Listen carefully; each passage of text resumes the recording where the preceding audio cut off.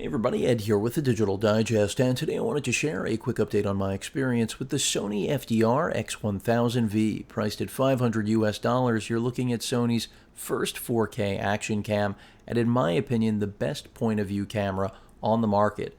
Compact, lightweight, of course no display, but any Android or iOS phone will do. All you have to do is download Sony's Play Memories application from the marketplace, respectively, of your platform, and I'll be showing you that in a moment, how that works, and you basically have remote control of the device. So that's simple, straightforward, but what makes this brand new action cam a winner is Sony really bringing their DI prowess to the table. GoPro has done a sensational job of reinforcing and establishing in many ways a market that was never realized until they started pushing it. Sony basically finally made their way back into the game. They've been trying, and this is the best offering not only that they've ever put forward, but in my opinion, again, the best point of view action cam of this nature on the market. 170-degree wide angle Zeiss glass on there, distortion on the outer edges, no question about it. But the center sharpness and clarity is stellar. In fact, most of the frame of the wide-angle lens on this action cam will blow you away. I have some video samples up already. Take a look if you haven't seen them. Simple navigation through the menus. The 4K video is 30p, but the impressive part is that it is at 100 megabits per second. Now, the Hero Black 4, you're looking at, I believe it's 60 megabits, so that's an inherent advantage that Sony has, but even beyond that, we've got Optical Steadyshot. So Sony stabilization brought to this, which is huge, because one of the biggest shortcomings of any type of point-of-view camera up to this point, GoPro or otherwise, has been stabilization, or the lack thereof. So to have that, that means that this camera is in another league yet again when you compare it to its counterparts. In terms of video, UHD, 4K and below, you can that is in XAVCS, what Sony's been using for all of their 4K video content, but you can of course take it down to just about the lowest resolution that you desire in traditional AVC HD or MP4. In terms of the actual bit rate there, that will vary according to what you select, but the idea is that you have a lot of flexibility when it comes to high speed or really slow motion here. You have, I believe, 120 at 1080p and 240 at 720p. Another really nice feature to have.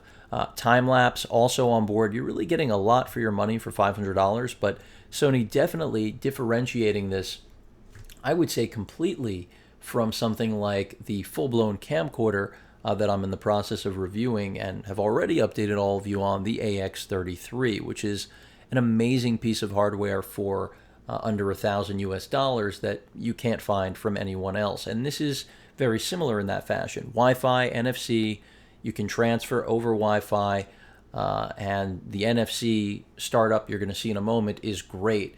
The back door here gives you access. There is a lock switch, as you can see right there. And that lock switch, essentially, if you keep it open, gives you access to everything. Your micro SD card slot, HDMI, the micro USB for charging, as well as your battery. And the good news here is that this is the battery that Sony's been using in every consumer-based camera that they've made for many years. So likely, if you're a Sony customer, you already have some of these. When I say many, I think it's roughly 2. I've noticed that the rubber seals pick up a lot of dust. I mean, the fact that it's white doesn't help, but going inside even a clean pocket, it's going to come out with dust in all sorts of areas, so be prepared for that. It is weather sealed, but not weatherproof. That's what the enclosure is for. I have that right here. And the enclosure will permit you to take this down to roughly 30 some odd feet. It's listed right there, 33. But if you want to go beyond that, Sony does make an enclosure that is submersible to almost 200 feet. So that's definitely desirable if you're a diver and want something compact with good battery life. Now, speaking of battery life, you're looking at 50 minutes on a charge. That has been true in my experience. Also, very easy to open. Well, let me lock this. The micro SD side and HDMI side, something that I had trouble with, even though now the locking is having trouble. But there, that's solved. The latch right here, which I missed originally, very simple to just pop open, and there you have access now to your ports, HDMI, as well as micro USB, Sony's multi-port, if you will. That will permit, of course, charging, as well as other accessories down the road. In terms of HDMI out, you're looking at, which is up here, you're looking at 4K or 1080p, essentially every resolution the camera is capable of, it can output. But you cannot output, to my understanding, while capturing, at least in true 4K.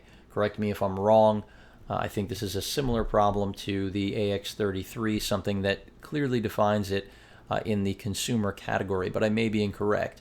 But most importantly, the video quality has been outstanding. If you look at any side-by-side samples between this and the GoPro Hero 4 Black, which I do not have, but I've seen a ton of sample footage, this just seems to kill it when it comes to sharpness, image detail, and overall vibrancy throughout the picture. You know, a lot of people will justify the GoPro and because more about the love for the brand, and I understand that, but when you see them side by side, you instantly know.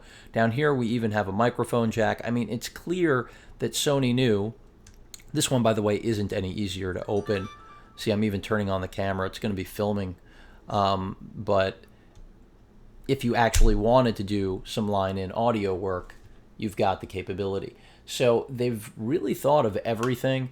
I wish the display was a little larger. It's actually recording right now, and you can see as it captures the 4K video, that is our actual capture time, resolution, 30p. You can see XAVCS, 4K, and you can also see that the GPS and Wi-Fi are both active, as well as battery life right there in the upper right corner, filming the palm of my hand right now. And then the actual mode. We're in the movie capture mode. And of course, up here we've got a red light to indicate that we're capturing. Back here we have a amber, what appears to be red to me, but amber more so on the preview. You'll let me know what you guys think, but it does look like red in person. That also lets you know that this is recording. And you can control up to 5 of these at once, which is incredibly unique for anyone who's actually trying to use this in a creative fashion. But even just traveling with this, I think it's a great companion device, even if you're not actually trying to use it as a sports cam, you know, for skiing, snowboarding, whitewater rafting, skydiving, whatever it may be, a drone. There are so many uses, but even if you're just on vacation, to be able to slip this into your pocket and take video while you're traveling with something that's this small is really an amazing thing. And it won't give you perfect 4K video like you'd expect from a consumer camcorder like the AX33, which isn't perfect, but it's certainly better than this. But it will give you something far beyond what you'll get out of your smartphone, and in many cases, a compact point-and-shoot camera. So that's the reason I like this as much as I do. You can see right there, I have a 128 gig card in here, by the way, for those of you that are curious. Sony claimed at CES only support for up to 64 gigs, but of course testing has proven otherwise. And that's not even a UHS 3 card, and it's handling it. It is a 128 gig SanDisk for those of you that are wondering, but performance has been stellar. No issues at all. You can see it putting the display to sleep. It's as easy as hitting that record button to wake the device right back up, and you're filming again. Now, let me show you the actual activation through a direct Wi-Fi connection, which is initiated with NFC. So you can see my Note 4 right here. I'm going to go ahead and open up Play Memories. And the camera does have to be on. It's connecting immediately now. But had I not actually connected in the past, what we would have immediately gotten here, instead of what you're seeing right now, you would have actually seen it launch the entire camera and basically bring us to the screen without me having to do any sort of waiting or pairing. So it's a novelty. You can just open it that way as well, but it is a nice, I would say, flexible thing to have in terms of real-time panning. Again, this is direct Wi-Fi. You can see already some lag there. It's not really keeping up at all at present, but generally it's done a pretty good job. There it seems to be doing a little bit better. We're seeing what appears to be more real-time movement, but occasionally some buffering, some lag. You can hit this button right here to start recording. And you can see now we're actually recording in 4K. You can see the time log right there, upper left side, as well as that we've got auto white balance employed, exposure. If I stop this, you can see some of the options. It's just finishing up the capture. And here is where I imagine more things will populate with time, but right now just exposure right there. And you can adjust that. And of course the mode in the lower right corner, because you can select to go with either photo, 8.8 I believe megapixel stills, but I wouldn't be using this as a still shooter. It certainly could sub as one. It'll probably take more interesting, more unique photos than anything you'll do with even something like the Note 4, which is a great smartphone in terms of being able to be a still and video capturing device. It really outclasses everything else on the market, in my opinion. Kudos to Sammy, side note there. But also interval recording, as well as a loop movie. So you have several options. And then if we want to get technical, as I turn it sideways and it's now really filming nothing, you can pull up the actual settings. So they have in-camera application settings. Let me bring this up nice and tight for all of you so you're able to see this clearly, as well as the whether or not you see in-camera images, the white balance, the scene selection, color settings, the recording mode. You can see right here. You can control the different frame rates, or excuse me, the bit rates. And now we can see why I've been able to use the UHS-1 card. So you cannot use, and this was something I wanted to point out, and I do have, and that's why this is in the background right here, you cannot record at 100 megabits without picking up a UHS-3 card. But this is another thing that's nice and flexible about the X1000V that really Sony didn't highlight, in my opinion, well enough back at CES. So you have that option. For those of you that really don't see a difference between the two, you don't have to actually make the investment and take the step up to actually pick up something like the Lexar right here, which is very inexpensive, and that's why I have it and want to share it. About $45, $50 on sale gets you a 64 gig micro SD card that will give you 4K video performance with an adapter, even in something like the camcorder, the AX100 I'm filming on now, or the AX33 that I'm reviewing. And then it also comes with a little jump drive, which is a great addition, something that I think is a must-have, a great addition, especially compared to just getting another micro USB card adapter, which pretty much all of us have, because at some point you got one and it came with one. But back to settings here. So, because I know this is what many of you have been waiting for. The color settings you can control, movie format, of course, steady shot, and I'll just show you the formats. I mentioned these before. So XAVCS is, I said AVC before, stand corrected. MP4 is really the substitute there, but in the XAVCS mode, you are going to get 1080p at 60p, etc. So it's a matter of which mode you really want. MP4 is more about sharing and compromising on the quality side of things. Beyond that, audio recording, wind noise reduction, which I currently have off for testing purposes. Vertical flip shooting, PAL NTSC selector, depending on your region, what you need to support with your display, of course. The power save start time, which you noticed before, employs. It may even employ during the course of this, but I doubt it will. I don't know what the timeout is for not using it even when controlling it. Not something I've encountered yet. And then the beep of connected device on or off. Go ahead and switch that to silent. So that's pretty much it in terms of what I wanted to share.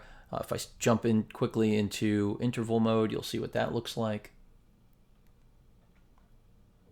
Sorry for the sideways photo. And again, just access to exposure. And this is where, you know, Sony has a lot of potential to do more with this over time, which is what gets me excited about a product like this. It's just far more versatile than anything we've seen in the business before. And then, of course, you can go to still, take a still image. You may or may not have heard the shutter sound there. Fetching. And there we go. And let's take a look at what that actually looks like. It's right there in the gallery. So I will turn it around and you'll see it actually did a fairly good job. I mean, look at that. This is off of an action cam with a tiny sensor. And I have to say that's pretty clear for rendering on a box, for text to be that sharp at basically a 100% crop. Pretty good, folks. Impressive stuff. And that's why I say this really could travel with you and be used quite well, I think, in many capacities. You know, I wouldn't want this to be my still camera, but if you really wanted to travel light, and since so many people use smartphones and tablets as their go-to travel camera, video camera, especially now that 4K is on board, stuff like this, I see no reason why an action cam would not be an appealing device to really one-up what your phone tablet is already capable of if you're using it in that capacity. You can see on still images right there, we have quite an abundance with the 128 gig card. You know, we could take almost 40,000 stills. That's because I just took one. So a lot to like here. I don't really have any negative feedback if you haven't already noticed that. Your tripod mounts here at the bottom. You've got a little slip hole there for a strap, a wrist strap, and there is rather a bevy of accessories for this action cam. So this is a great product for people who want, you know, the point of view experience as well as regular consumers now. I think this has an appeal that makes a lot more sense than what GoPro had been doing for years, and not because they were doing it wrong, but because they were missing the polish of a DI company like Sony. And I have seen many other competitors try, but really do very little in the way of giving us anything over what GoPro was already capable of. And that's the whole point. You know, GoPro gave us a product that was best in class, so there really was no reason to go away from them until the X1000V.